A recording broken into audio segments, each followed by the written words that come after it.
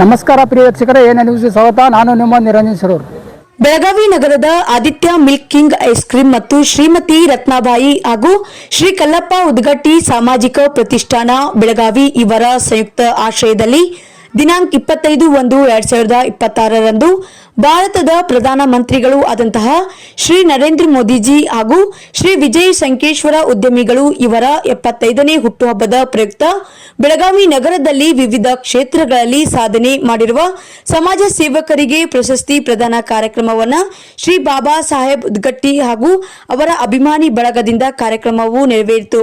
ವರದಿಗಾರರು Niranjan Shirur, NI news, Vijayapura.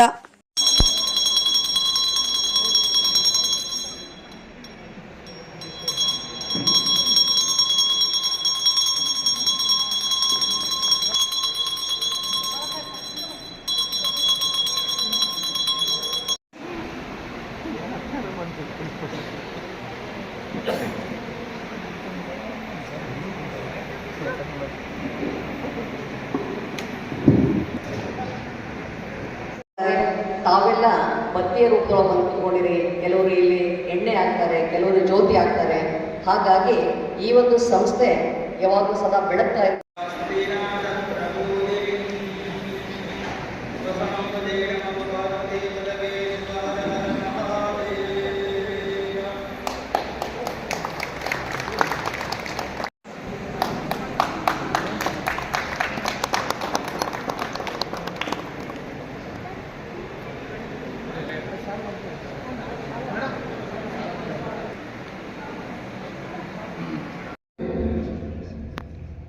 ನಮ್ಮ ವಿಜಯ್ ಸಂಕೇಶ್ವರ ಮದುವೆ ಮಾಡ್ತೇವೆ.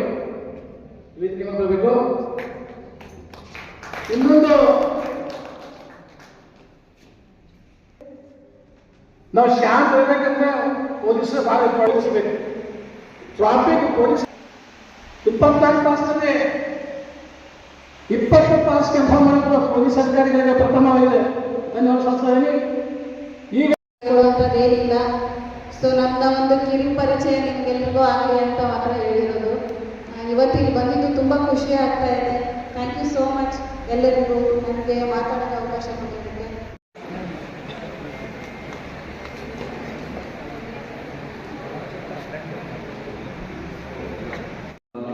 ಪ್ರಶಸ್ತಿಗಳು ಸಿಗುವುದಿಲ್ಲ.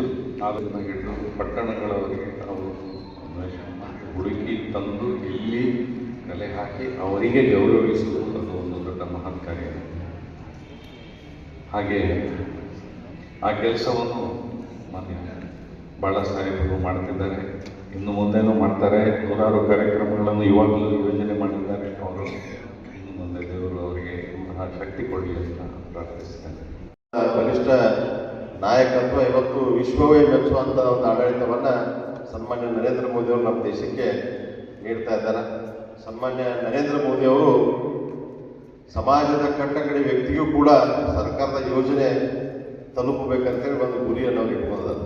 ಸಮಾಜದಲ್ಲಿ ಪಾರದರ್ಶಕ ಮತ್ತು ಭ್ರಷ್ಟಾಚಾರ ಮುಕ್ತವಾದಂಥ ಒಂದು ಆಡಳಿತವನ್ನು ನೀಡಬೇಕಂತೇಳಿ ಅವರು ಪಣ ತೊಟ್ಟಿದ್ದರು. ಏನು ನಮ್ಮ ದೀನ್ ದಯಾಳ್ ಉಪಾಧ್ಯಾಯರು ಒಂದು ಕನಸನ್ನು ಕಂಡಿದ್ದಾರೆ.